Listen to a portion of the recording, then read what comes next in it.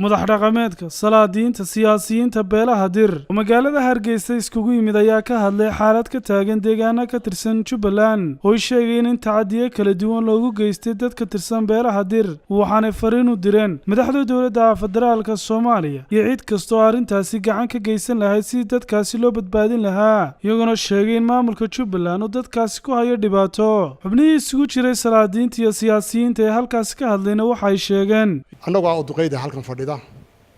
ee odayaasha direed waxaan maanta halkan ugu soo noqonay runtii arrin ka taagan magaalada Kismaayo oo runtii dhibaatooyin badan loogu geysanayo dad deegaankaasi ah oo ka soo jeeda beelaha direed beesha mahadi ka soo jeega biyamaal oo runtii dhibaatooyin badan halka ay ka haysato waxaanu ku baaqaynaa ummadda Soomaaliyeed inay arrinta iyada hoos loo eego in laga taxadiro waxaan mar saddex mar afraad baanu leenahay haddii aanu nahay ummadda direed ee Soomaaliyeed haddii aanu nahay waxaan codsanaynaa waxaan ku baaqaynaa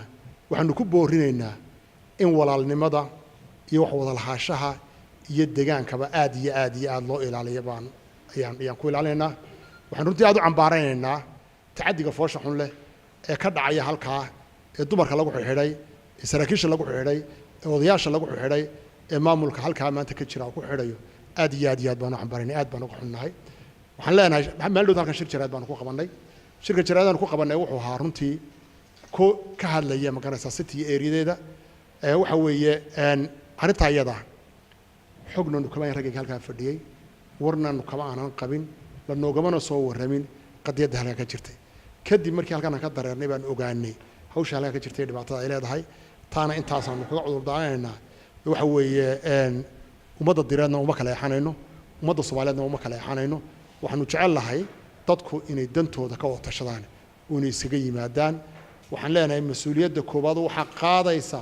dowladda federaalka in arrinta iyada si mug iyo miisaan leh tacadiyada halka ka socda ay maganaysaa ay hawshada ka qabsato ayaanu leenahay waxaanu ku boorinaynaa ragga halka maanta jooga maamulka halka ka jira maanta halka jooga in ay dadka tacadiga iyo dhibaatada ay ka daayaan baaqa aanu jeedinayna waxa weeye waa baaq nabadeed in dadka halka jooga maartay baaqu naga soo gaaray in aanu arrinkooda leenahay in wax laga qabto runtii loo naxariisto dilka iyo dhaca iyo boobka lagu sameeyay cidda samaysay arrintaa ku samaysay lala xisaabtamo oo maartay sharciga islaamka iyo sharciga dawladda la hor keeno waxaan leenahay dawladda federaalka Soomaaliya inay arrintaas si gaar ah u eegto oo xilka ay leedahay dadkeeda horteeda maaragtay lagu gumaadayo aanay runtii ka aamusin waxaan rabaa dadka salaadiinta ee jooga Soomaaliya ama federaalka ama Kismaayo arrintan inaanay ka aamusinay siday tahay u sheegaan halka maamulka Jubbaland ninka odayga imka days cimaamaday Axmed Madoobe waxaan leenahay dadka shicibka ah odayga u tahay aad isu cimaamaday haddii dawladda federaalku ka adkaatay inaad dadkii shicibka ah dib ugu la soo noqoto caradii ma aha waxaan ku leenahay dadkaaga ilaasho odayaasha halka jooga ee dhigayaga ah ee madax dhaqameedkana waxaan leenahay dadka nabadooda iyo deegaanka laga shaqeeyo waxaan u aragnaa anagu meesha dadka in la dulmaayo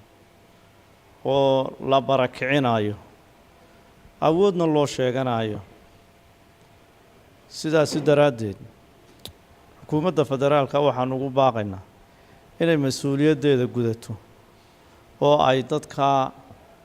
la dulmaayo cidda dulmaysa ay gacanta ka qabato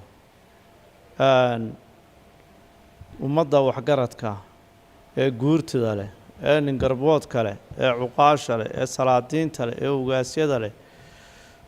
ee waddankaa jooga waxaan ugu baaqaynaa hawsha inay iska xil saaraan Ismaan Axmed Ismaan Saab TV Hargeysa adeega cusub ee shirkadda Dahabshiil iyo Idahab casriyeynta hanaanka cusub ee xawilaadda Dahabshiil